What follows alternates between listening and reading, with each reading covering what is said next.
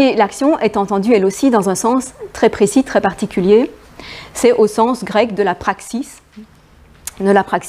qui comprend la parole portée dans l'espace public et l'acte que l'on fait aussi dans l'espace public. Donc, c'est paroles et actions qui nous mettent en relation les uns avec les autres sans l'intermédiaire des objets.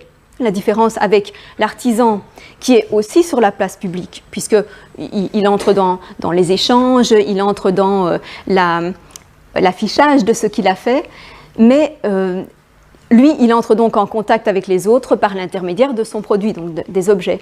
Ici, quand on parle de l'action, on ne passe plus par l'intermédiaire des objets.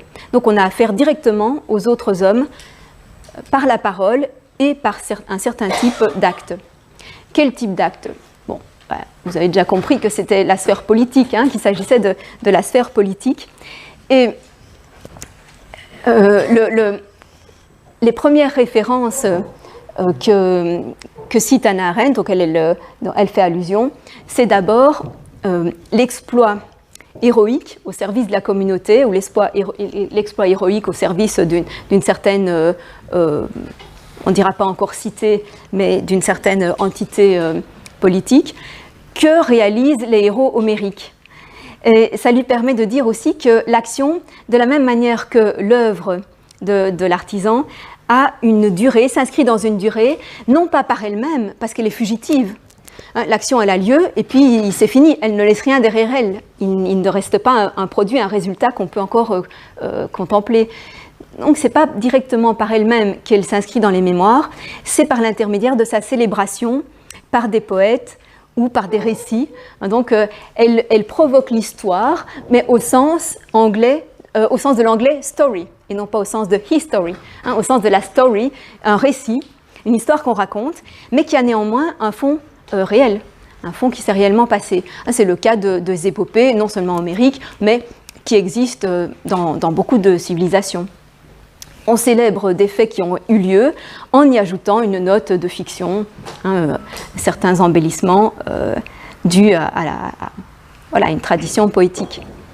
Donc ça, c'est le premier type d'action auquel elle se réfère, auquel elle pense quand elle dit l'action. Et donc, au départ, ce sont bien sûr des faits guerriers. Si on prend l'Iliade, par exemple, comment les héros se distinguent-ils ? C'est par leur aptitude particulière au combat, mais pas seulement, puisqu'il y a aussi l'Odyssée.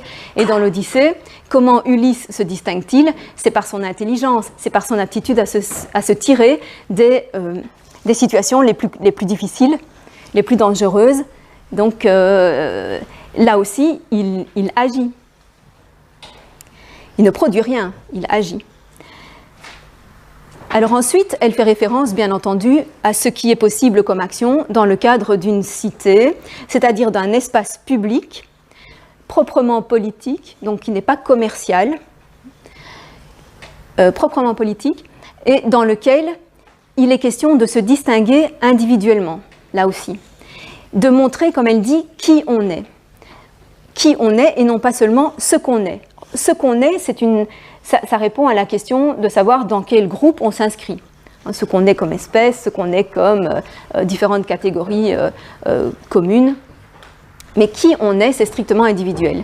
Et dans l'espace public politique, on peut se révéler en tant qu'individu par ses qualités strictement personnelles. D'ailleurs, elle peut se reposer, elle ne le fait pas curieusement, mais elle pourrait se reposer sur l'affirmation de Protagoras dans Platon. Protagoras, donc, qui enseigne l'art de la rhétorique aux jeunes gens et qui, quand il dit son objectif à Socrate, son objectif c'est rendre ces jeunes terribles à parler et à agir. Donc excellent dans la parole et l'action.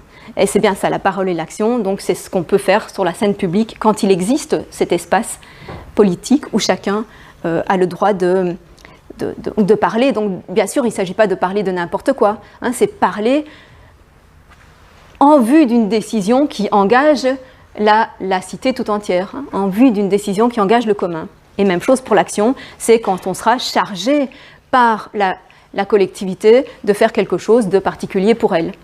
Donc c'est dans des mandats politiques là aussi.